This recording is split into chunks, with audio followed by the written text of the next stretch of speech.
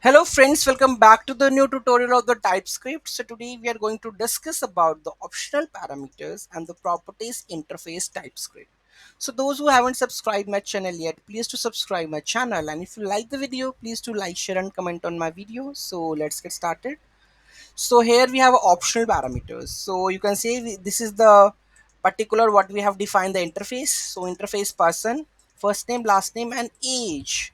When we add option for a property, what we have to do? This question mark. Age should be an optional property. Person 1, person, first name, last name. Here I am not defining the age because it's optional. Person 2, here I am defining the age. Okay, and next one, interface math function. Okay, so z should be optional. So math function, here we add math function a, b, c, and c should be 0.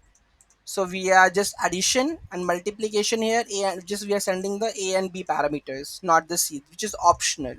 Okay, so here we are just adding the values. Okay, so this is how, if you want to make any of the optional properties, so what we have to do, just put that with the help of the question mark and it becomes an option property. And if you're not passing into your interface, so it will not throw you the error. Okay, so any doubt, any query in that, just do let me know in the comment section. Thank you so much for watching this video.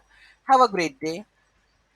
And there is, using optional parameters and properties can make your code more flexible and allow for the cases where certain values might not always be provided. So you can use that one where like certain values would not be important or not provided, so it could be run that function. Okay, so in that case we can use the optional property section, right? So any doubt, any query, do let me know in the comment section. Thank you so much for watching this video. Have a great day.